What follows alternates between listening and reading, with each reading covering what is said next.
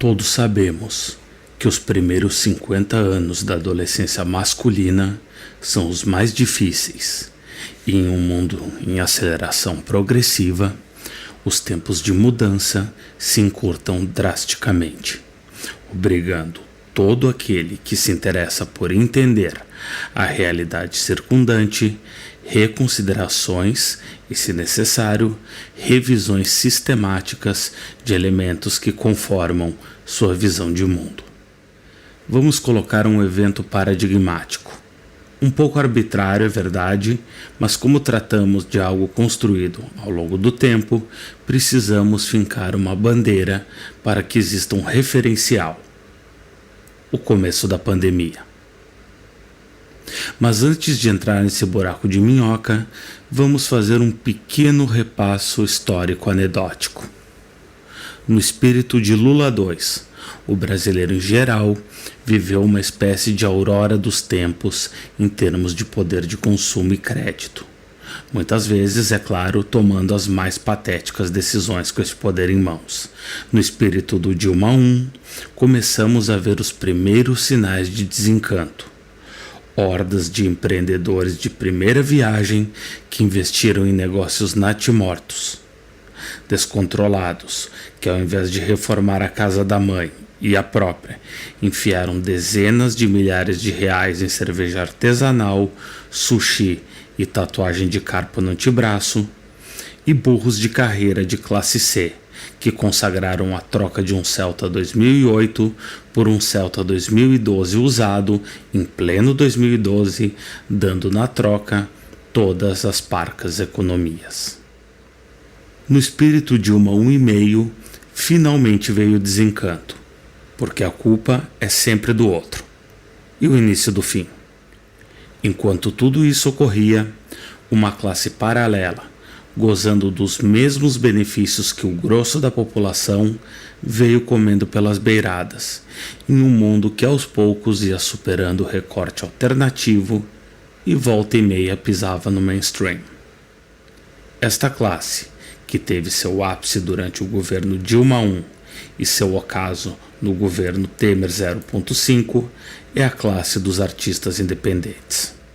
Tal qual o grunge de Seattle, cujas bandas principais soavam bastante diferentes entre si e cujo elo unificador foi a presença de uma seringa enfiada cronicamente na veia cubital, aqui o fator unificador não foi o estilo de música, mas o hábito de viver de freeload e evadir o cumprimento de compromissos sempre que a oportunidade se apresentava. Fora do eixo, possivelmente o maior esquema de pirâmide cultural já efetuado no Brasil, e suas cópias ainda mais grotescas Brasil afora, consagraram em um recorte muito específico o axioma que diz que todos os dias saem de casa um malandro e um otário, etc, etc.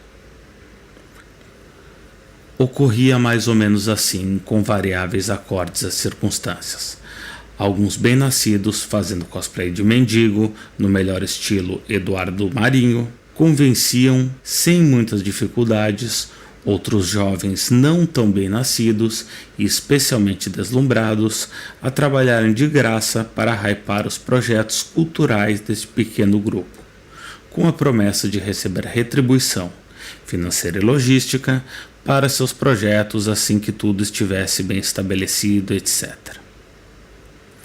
Vamos pular detalhes envolvendo editais, eventos grotescos em Sesc e a tentativa de emplacar uma criptomoeda analógica, porque isso ocorreu somente no mais alto nível. Para o populacho, para os remadores das galeras deste grande barco viking de parque de diversões interiorano, sobrou muito tempo perdido, quantidades incalculáveis de maconha prensada do Paraguai fumada e, para os que tiveram algum tipo de prosperidade sexual, a certeza de uma bandeira fincada em um passado autorreferencial nostálgico e melancólico.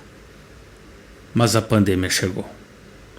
E o Brasil, ao ritmo do mundo, em um contexto de aceleracionismo e às margens de um capitalismo tardio mergulhando cada vez mais nas fendas do oceano profundo cibernético, terminou de estabelecer, com o governo Jair, o mais prototípico de todos os brasileiros. Os iniciados nessa emergente irmandade podem ser reconhecidos através de frases de poder. No Rio Grande do Sul, ele é conhecido por proferir a cada 5 minutos "Bah dos meu, é os guria". No Rio de Janeiro, ele ordena que você pegue a visão de maneira compulsiva e reclama que todos, exceto ele e seus parças, são tilt. Em São Paulo, ele tá sempre estourado. E o pai tá como? Estourado. Em qualquer barbearia levada a cabo por jovens fãs de trap, geralmente mancebos entre 18 e 48 anos, você terá de lidar com um sujeito que fala e age como se fosse literalmente o artista de trap mais estourado do país. Aqui, cada frase para o colega da cadeira ao lado é uma sentença e tentativa de impor sua potência e convencer do seu sucesso, seja ele presente, passado ou futuro. O passado, literalmente ontem, foi glorioso, porque a mina X deu moral para ele. Hoje é mais glorioso ainda, porque a agenda do pai tá como? Tá estourada. E amanhã, vixe. Quando um sujeito assim solta a frase, abre aspas, favela venceu, fecha aspas, ele sabe muito bem que a favela não venceu. Quem venceu foi ele, ou, ao menos, está empatando enquanto finge que é vitória. Estamos diante de outra geração de jovens vivendo a aurora dos tempos do consumo. Os cebosos oriundos da classe B e C, majoritariamente brancos de outrora, deram lugar à molecada com banho e perfume em dia, oriunda das classes C e D, majoritariamente preta ou parda. Aqui, a cultura do pulo do gato é mandatária, e em 2024, quando o famigerado homem-bora do Grande Goiás entra em intersecção com este mundo, temos a consolidação da civilização do golpe do bilhete em sua fase anarco-narco-cibernético-neopentecostal. Se no golpe clássico do bilhete, um fóssil referencial de um mundo analógico e, portanto, mais simples, para que um ou dois pudessem sorrir, um ou dois teriam que chorar, aqui, em um mundo novo, cada vez mais imaterial e descentralizado, para que um faça fortuna, muitos irão perecer. Enquanto isso, o machinho Red Pill de 44 anos, que teve várias oportunidades decentes na vida, desperdiçou todas e que hoje erra a avenida principal, mesmo com o Waze em seu Uber parcelado, odeia profundamente estes mesmos jovens enquanto perde mais R$40 no empate sem gols entre Vasco e Internacional, em um app de apostas esportivas que patrocina o mesmo influencer de trap que ele diz odiar.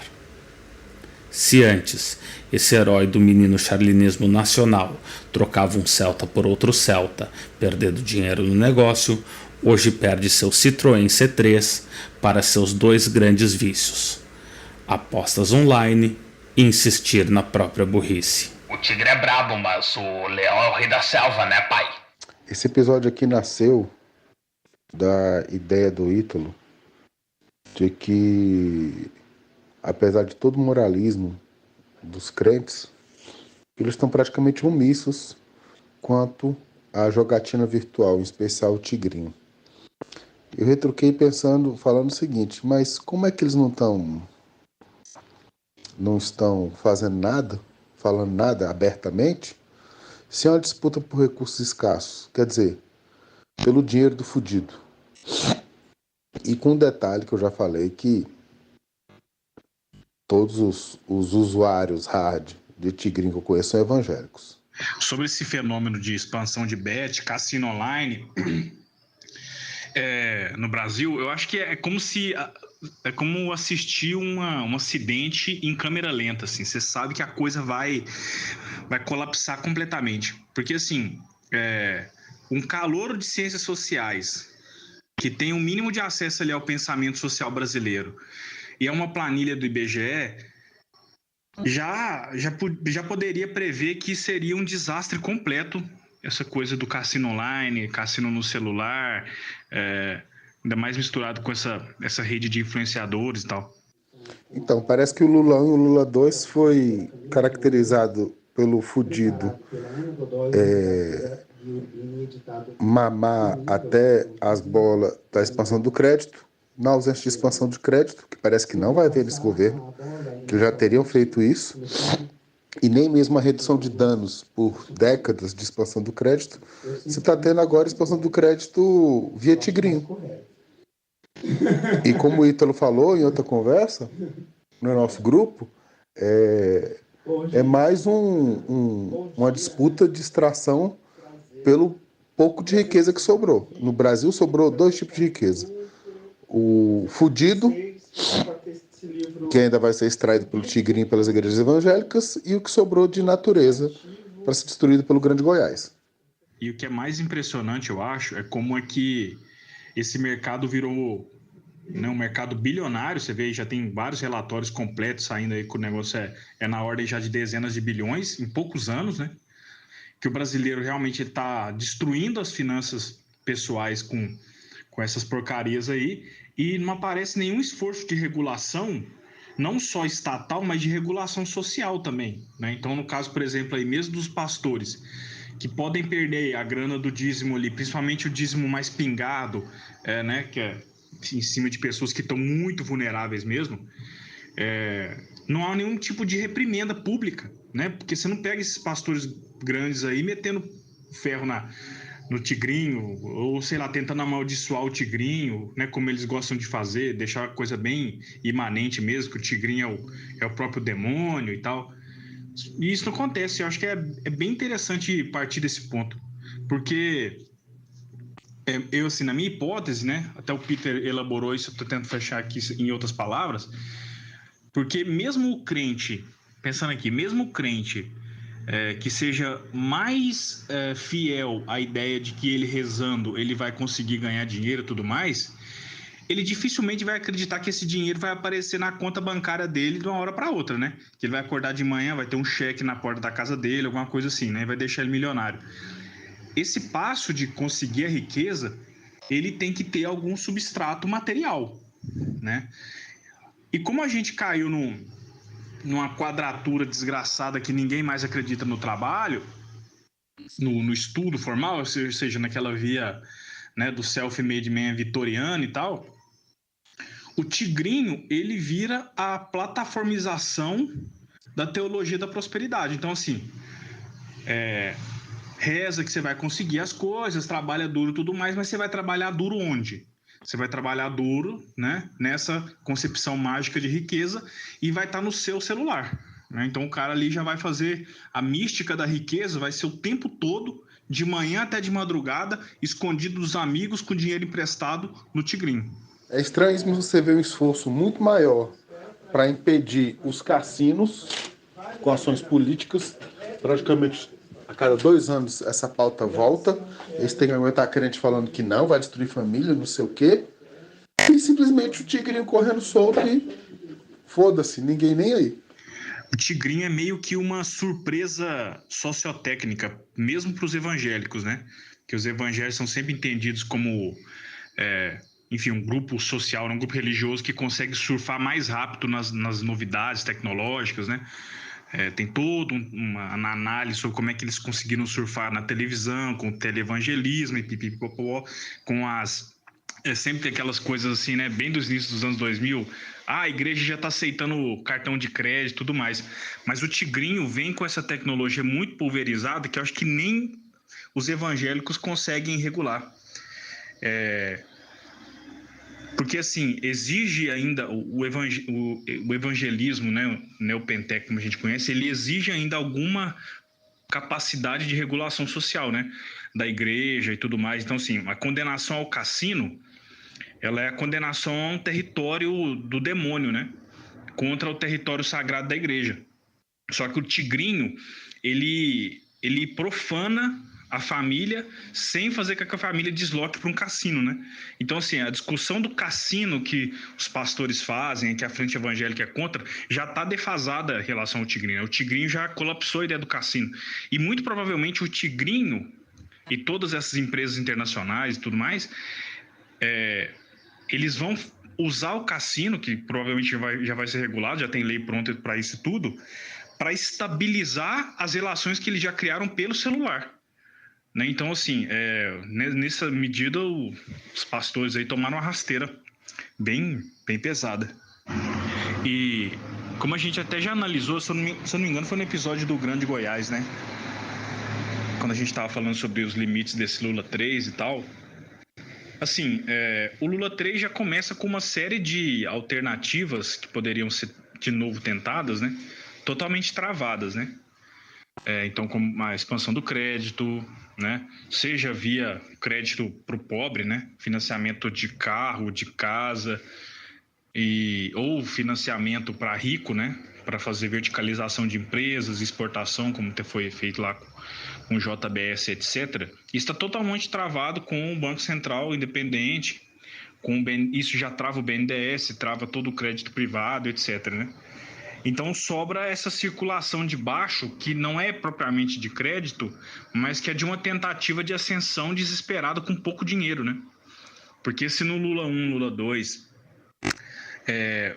o cara conseguiu um empréstimo com pouca garantia, né? Agora ele tenta fazer o mesmo salto de consumo com, enfim, pontinha de orçamento ou com rolo puro de pegar empréstimo para jogar nessas plataformas e tudo mais. E isso é praticamente dramático porque, assim, dado que o governo não consegue ter mais essas formas de expansão econômica, a postura do governo se torna muito leniente com essas plataformas de tigrinho e tal. Porque, querendo ou não, ainda assim é uma forma de arrecadação, né? E o governo e o Lula 3 também está totalmente pendurado nessa questão fiscal e tudo mais. Então, a leniência chega a um ponto que eu acho até engraçado. O governo deixou com que várias bets tenham o nome de política pública, né, no seu nome fantasia ali, o seu nome comercial. Então você tem, por exemplo, Cassino Pix. Eu nem pesquisei, mas eu já vi duas. Cassino Pix e PixBet, que inclusive até patrocina o Flamengo, né? Assim, é simplesmente absurdo uma empresa usar o nome de uma política pública, que o Pix, né, que foi uma coisa do Banco Central e tal, feita como um método de pagamento revolucionário, usar isso sabendo da popularidade, usar isso como um facilitador ali, um atalho cognitivo para comunicação de uma coisa que vai quebrar depois a pessoa com aposta e bet. Então, assim, seria absurdo, por exemplo, se alguém falasse Bolsa Família Bet, Saúde para Todos Bet, sei lá, Mais Médicos Bet, mas o Pix Bet foi totalmente permitido e está na camisa de time.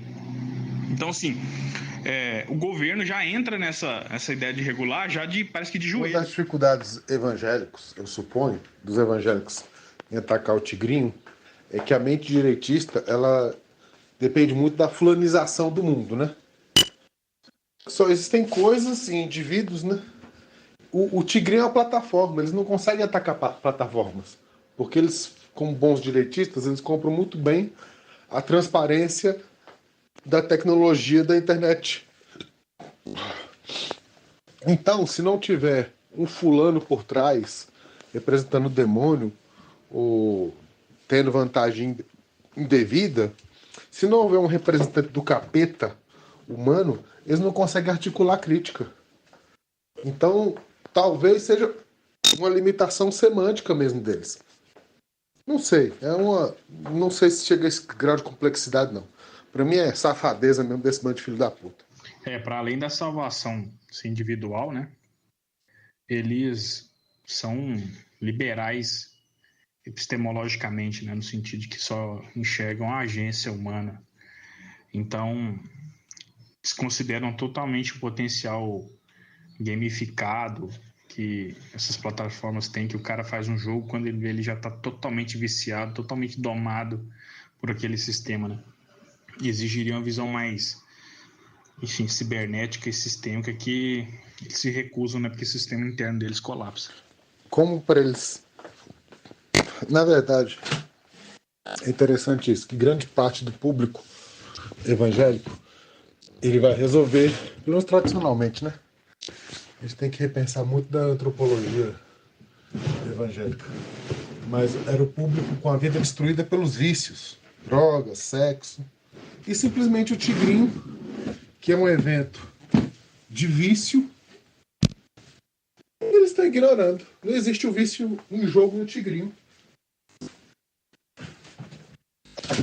Não é possível que simplesmente, do mesmo jeito que os evangélicos acolhiam o viciado em droga e o viciado em outras coisas, e em jogo também, não vai ter uma demanda por viciados em Tigrinho. Isso está escapando deles. É impressionante isso. Naquela conversa da Viviane Costa com o Rodrigo Pimentel no podcast Inteligência Limitada, né? Com o Vilela lá, ela fala uma coisa já no finalzinho do episódio que tem a ver com isso aí. Ela fala que nos anos 90 eram muito famosos aqueles relatos, né, de conversão à igreja evangélica, onde a pessoa abandonava tudo, né, e fazia realmente um salto para a fé ali na igreja evangélica. Então o cara do traficante, o bêbado, o viciado, que mais largava tudo, né, e começava uma nova vida de baixo, como obreiro, numa igreja ali de bairro, etc. Então, assim, era um relato realmente era um ritual de transição completa, né? E aí ela se questionava, ela que é evangélica, inclusive, ela se questionava assim, onde foram parar esses relatos, né? E aí a crítica dela é que, assim, virar evangélico se tornou uma coisa muito mais fluida, né? Até pela natureza da expansão e da ecologia evangélica, que virou uma coisa extremamente complexa, mas assim, não há fronteira mais entre o que é mundano e o evangélico, né? E o Tigrinho, essas bets, elas também entram aí, né? Porque assim, o influencer, ele joga ali uma oração, ele tá numa igreja da Parede Preta no sábado, no domingo de manhã ele já faz uma propaganda pro Tigrinho, e assim, isso também se tornou uma roupagem do novo evangélico, né? Não tem uma condenação, porque ele é visto como, sei lá, uma profissão do cara, é o guerreiro que está lutando para ser, enfim, para ter seu espaço ao sol, e ele é influencer, então ele vai fazer a propaganda do Tigrinho, da Bet, que vai arrebentar um monte de gente, mas ainda assim ele não vai ser julgado pela igreja, porque, enfim, ele não vai ser pode ser que ele não seja um evangélico linha dura, mas ainda ele vai poder transitar ali sem muito problema, né? É engraçado isso. Por quê? Como funcionou a cooptação evangélica desde os anos 90. Esse modelo mais tradicional que o Ítalo se referiu aí. Inclusive essa entrevista do Pimentel, Inteligência Limitada, com essa pastora evangélica, pesquisadora, é muito boa, recomendo.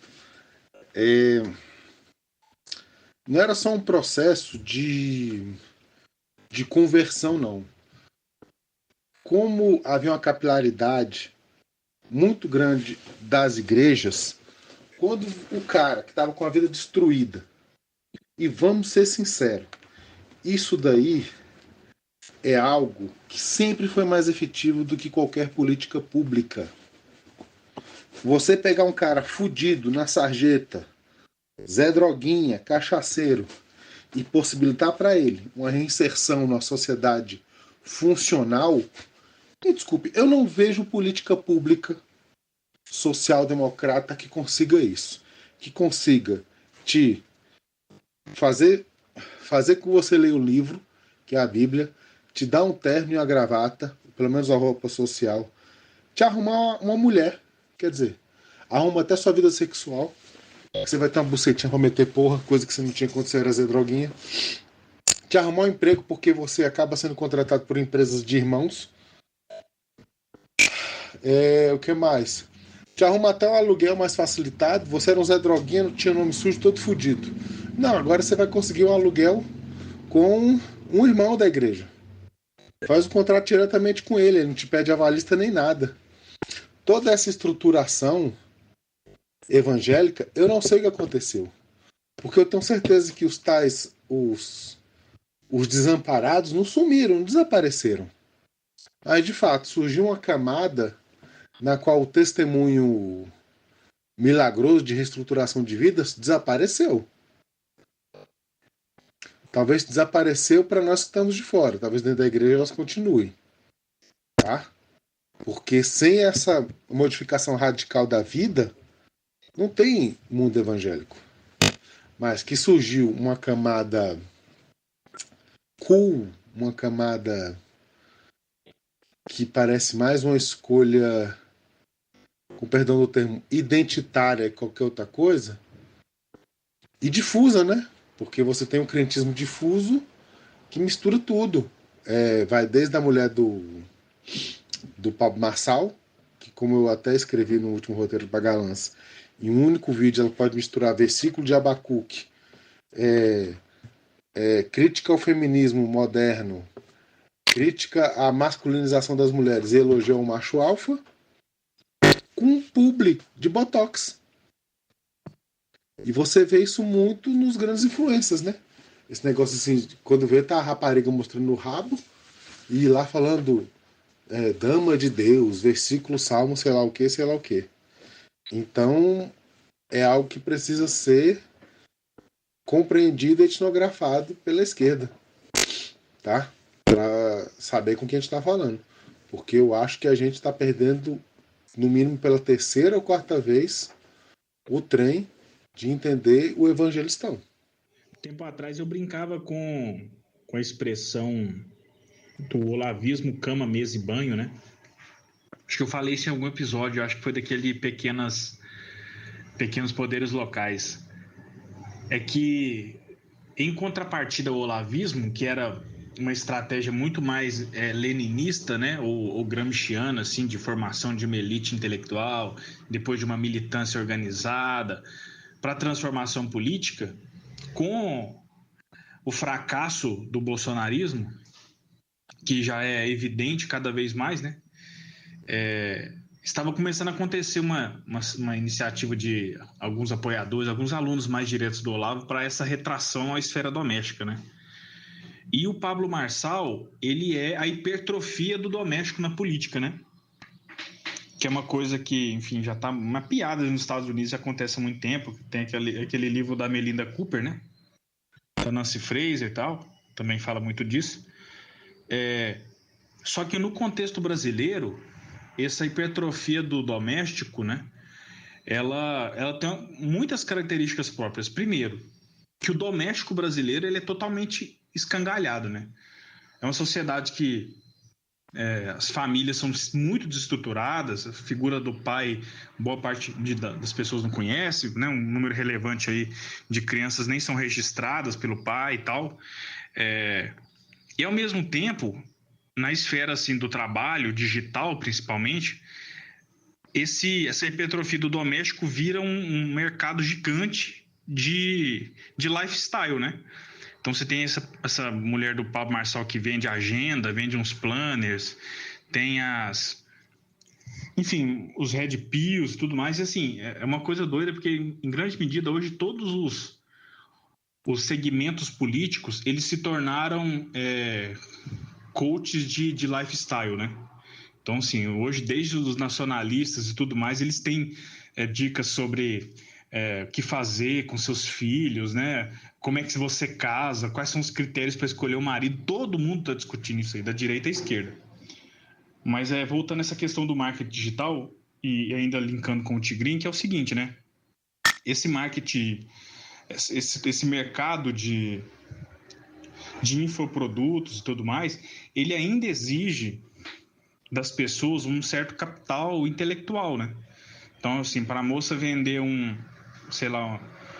curso de um life coaching completo com academia e planejamento e tudo mais, ela tem que ter algum conhecimento mínimo ali de por exemplo, fitness, né, da parte de musculação, um pouco de planejamento pessoal, às vezes até algumas coisas ali de um marketing empresarial mesmo, de logística, ou, enfim, algum conhecimento de neurociência para ela dar uma maquiada numa palhaçada que ela quer vender e tal.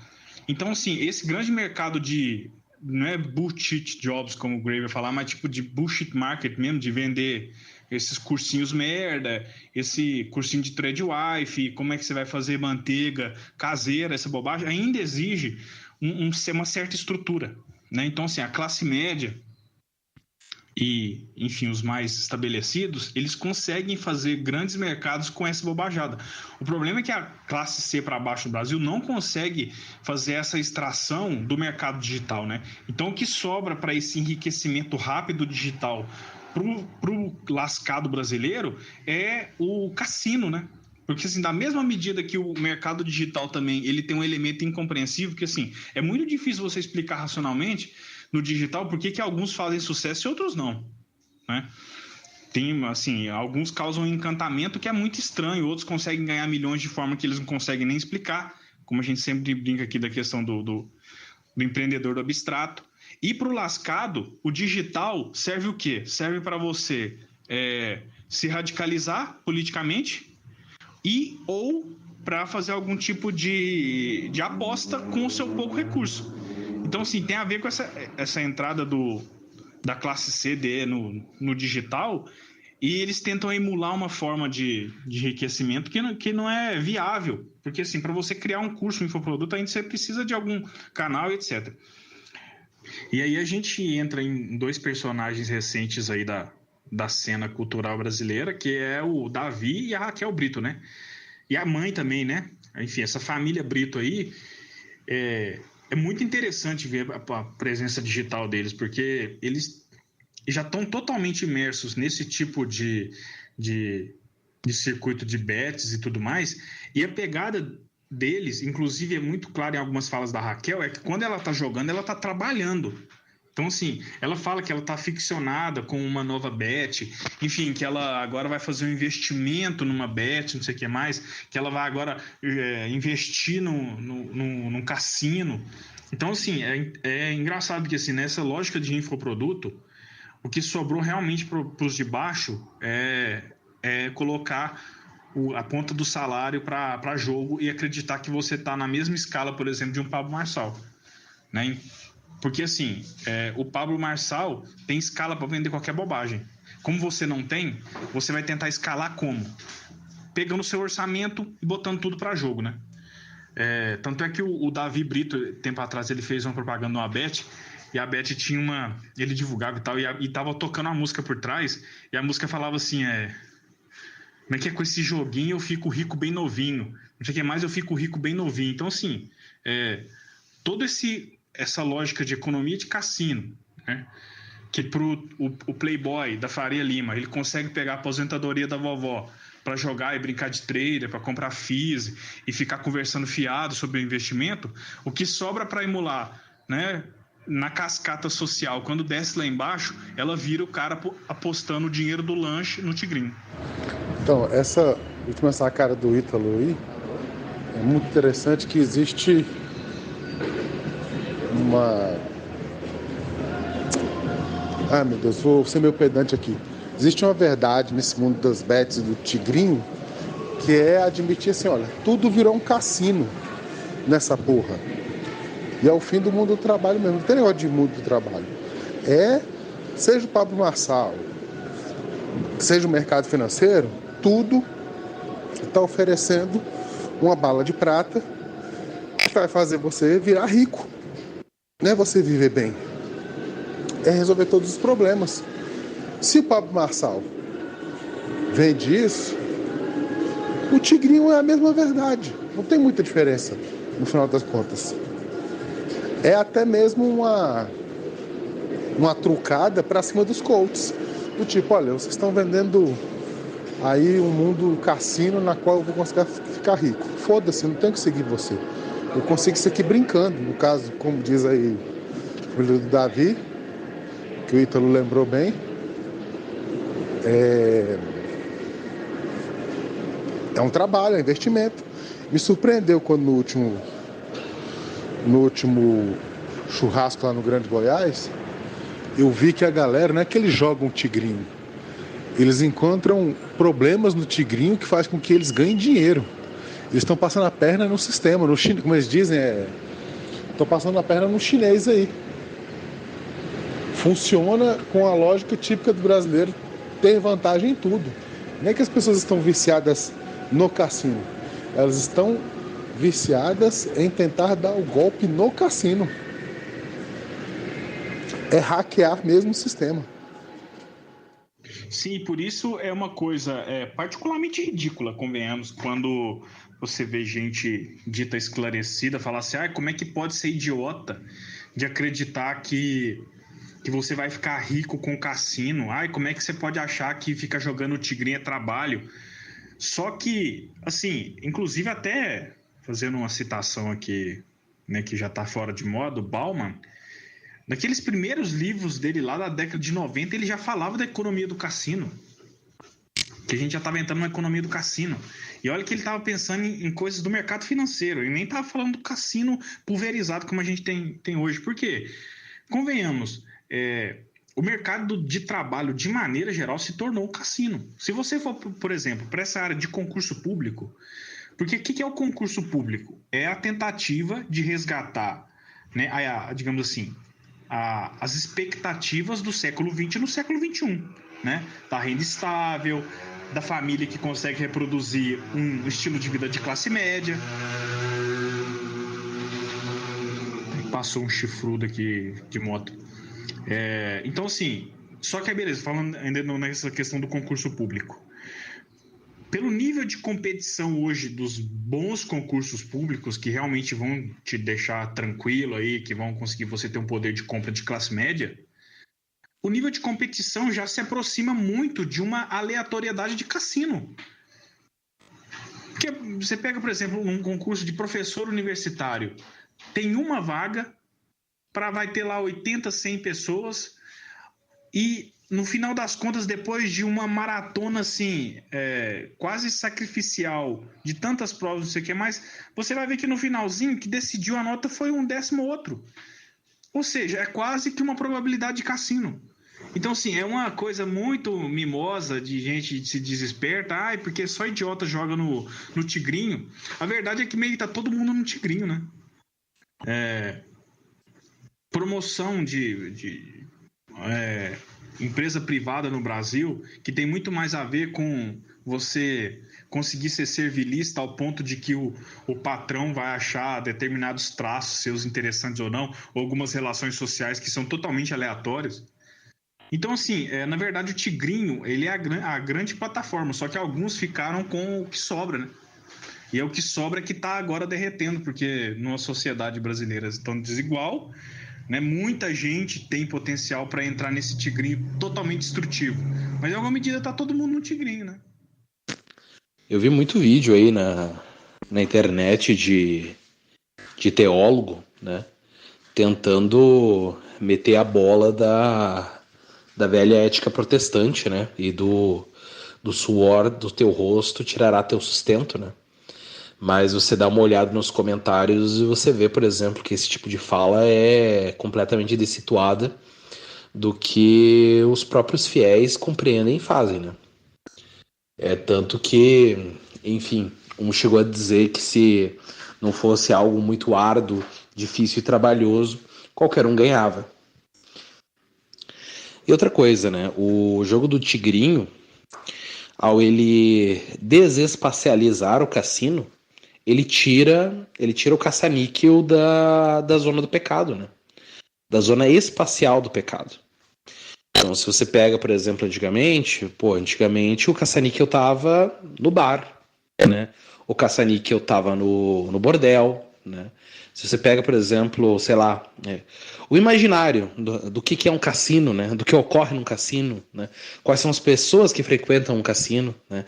Quais são as coisas que as pessoas, no contexto ali do cassino usam e tudo mais, a gente vai ter a constituição de um ambiente, né, que causaria repulsa, né, para o crente médio, né? É um lugar não só profano, né? É um terreno do pecado, de fato, né?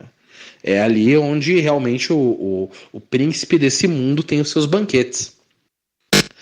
Agora, né, em que o jogo do tigrinho está no celular, é possível jogar um betzinho ali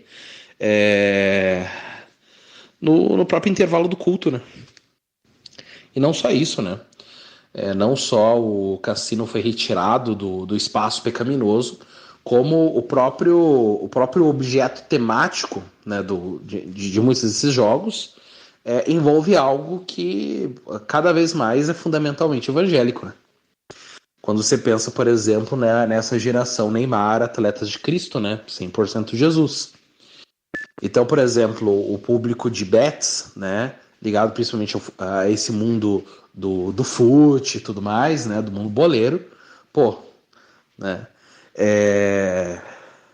O negócio é praticamente gospel. Aliás, não só isso, né? Agora tá rolando um neologismo emprestados pentecostais que ao invés de você apostar, você vai profetizar, né? Alguns de vocês já devem ter visto um anúncio com essas palavras aí, enquanto ficavam fuçando nas redes sociais, né? Então, vamos dizer assim, existe até uma espécie de troca terminológica já ocorrendo. Isso é muito interessante mesmo. E nesse contexto, né, de jogo de aposta, né, envolvendo futebol. Quem viu a Assembleia de Deus e etc., proibindo televisão e jogar futebol, porque se não ia para disciplina ali nos anos 80 e anos 90, não ia conseguir imaginar coisas como essa acontecendo. E o que torna as coisas mais interessantes é que, se isso for verdade, né, não se trata somente de um ponto cego do discurso neopentecostalismo e da epistemologia neopentecostal, né, mas se trata também de uma espécie de sistema de duplo parasitismo, né, porque o neopentecostalismo ele é um organismo parasitário, né, e a gente tem aí um parasita que se aloja, né, que se instala nesse corpo parasitário, né?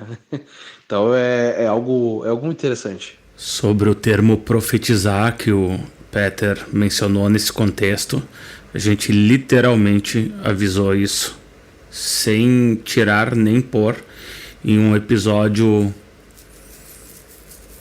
sobre apostas esportivas